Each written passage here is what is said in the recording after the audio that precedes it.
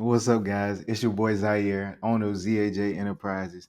You can follow me on Instagram at z.jones1, where I drop daily information on real estate investing. Now, today I want to discuss exactly what wholesaling is. I get a lot of people outside of the space asking me, Z, you keep talking about this shit called wholesaling, but what exactly is wholesaling? So I want to break this down in its simplest form that even a fifth grader can understand it. So let's get straight into it. So the introduction is, what is wholesaling? Wholesaling is when you actually find a motivated seller. Either the seller or the property is motivated. That's key, motivation. Then you write up a contract or a purchase and sales agreement. You assign that purchase and sales agreement to a buyer. Then the buyer relieves that property of the motivation or the seller of the motivation, whether that be cash or renovations. So, right. And I'll move my face over here so you can see exactly what I mean on this one. Wholesaling in real estate. Now, you see, we have a seller at his distressed property. You, the wholesaler, is going to get the property under contract for $250,000. Then you're going to assign that contract, just the contract. Keep in mind, you guys, I'm not saying that you're buying the property. You're just assigning the contract rights to the cash buyer for an assignment fee of $10,000 in this example. So you put on a contract for $250,000, then you reassign it for $60,000. Now, another reason that I love wholesaling is because it's a very minimum capital and a low risk industry, especially for people who don't know much about real estate. And maybe you need to come have some lessons and get on some phone calls so you can learn a little bit more about the industry. That way you can start doing some actual deals with your own capital or using other people's money is a great way to put it. But you can start keeping some of these deals once you actually understand what's a good deal and what's not a good deal. So key players in wholesaling is you, the wholesaler, and the seller who is responsible for the property, and the wholesaler who actually has the contract and the end buyer. Now, in this example, guys, I want to make it known that you're not selling, like you're not being a salesman. You're simply solving problems for people. And that's why I say when you come in contact with a seller that owns a property, they either have to have one or two things. They're financially motivated or situationally motivated. And the second one is the property has motivation, whether they can't make a payment on it or they can't do renovations on it, and it's been over years or even months at sometimes. So what does that process look like, right? So step one is find a deal. This is day 1 through 7 if you're really hitting your marketing hard. Now, after you find it, you need to figure out what the comps are, what the renovation cost is going to be, and all of this stuff. You don't have to be an expert to figure it out. All you have to do is just go on different sites like Zillow. If you have PropStream, go in there, map out the comps. Once you map out the comps, you just put your assignment fee in there, and then you write up the purchase and sales agreement. Once you get the purchase and sales agreement wrote up, you actually market the deal. Then you put the property on the contract. Then you assign the contract, and then you collect your fee. Now let's take a look at what that looks like. So here are two actual motivated sellers that I found in our own CRM. Through one is through cold calling, and the action is actually through driving for dollars. Now, one of these ended up being a probate deal. I'll get into a later video of telling you what exactly a probate is. So, how are you going to find these sellers? One way is PropStream. I'm going to go over to PropStream so I can show you. So this is what PropStream looks like.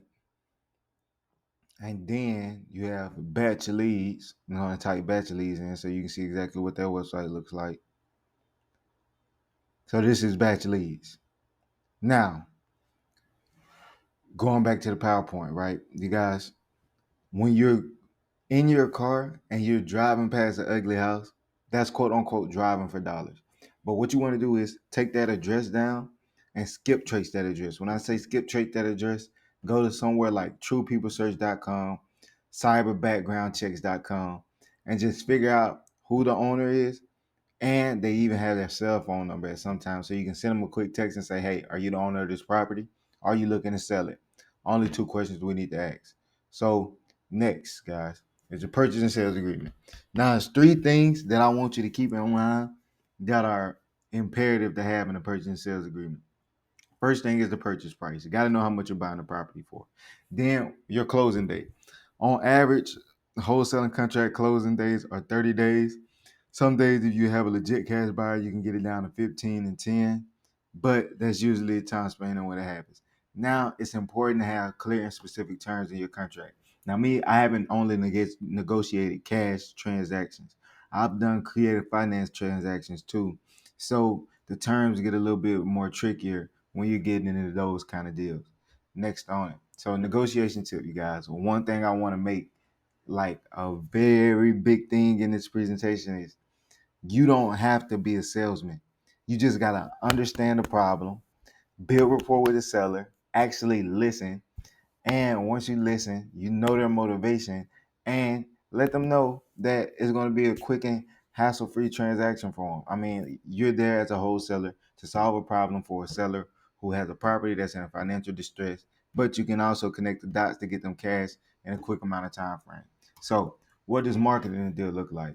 What you want to do is get as much property information as you can, whether that be the bed and bath, the year it was built, the square footage, where it's located, what's the property rent value, how much is the property worth at aftermarket value.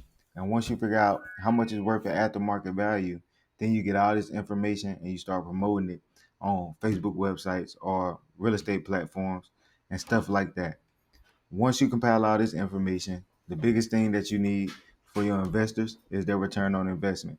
And if you can emphasize how much your investors get on their investment, then you'll start treating your clients like they need you, but it's always good to have more than enough information for your end product.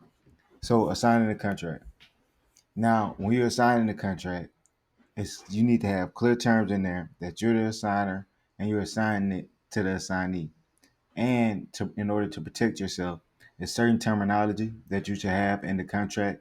Let's say if I'm assigning my contract over to an assignee, I'm going to put a contingency in there that they can't communicate with the seller behind my back or the contract is void.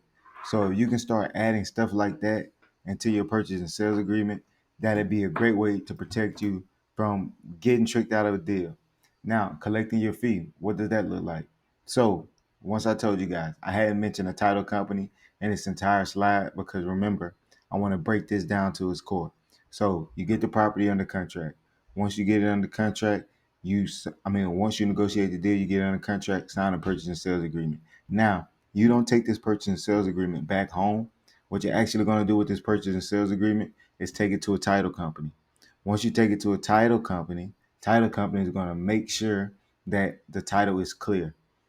And you keep following along with me in this series. I'm going to push out as much information about all of this stuff, draw it up on a whiteboard for you. But the title company is who handles all the transactions. And within 30 days, you literally, after you submit the paperwork, you don't have to do much but communicate with the title company, and they're going to let you know the legalities of what the property has been through and what else you need to do in order to make sure the deal completes itself. So, some common challenges a buyer or a seller that doesn't like to cooperate.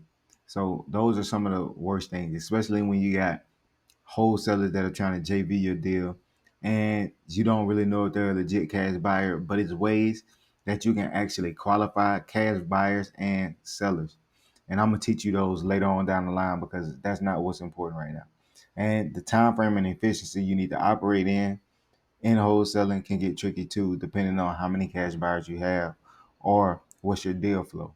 Now, the legal considerations is some places and states govern wholesaling in a different way. So it is different from state to state, and you actually have to look into what your local market legalities are when it comes to wholesaling. Some success stories. So here's a property that we got under contract for $42,000. And this same property was fixed and flipped by one of our end cash buyers. And his initial profit that he's going to make and resell it for is $169,000. These are the two same properties, you guys. And as you can see, within a 3 month time frame, it's already been fixed up. So, what are some tips for success in wholesaling real estate? Last thing is just continue to educate yourself. And if you want to make life changing money for your family, just be consistent and stay persistent and don't give up. Through my journey, I'm going to give y'all as much information as I can and helping y'all and through this process. That's exactly why I'm dropping this series. So, man, I'm giving y'all everything I got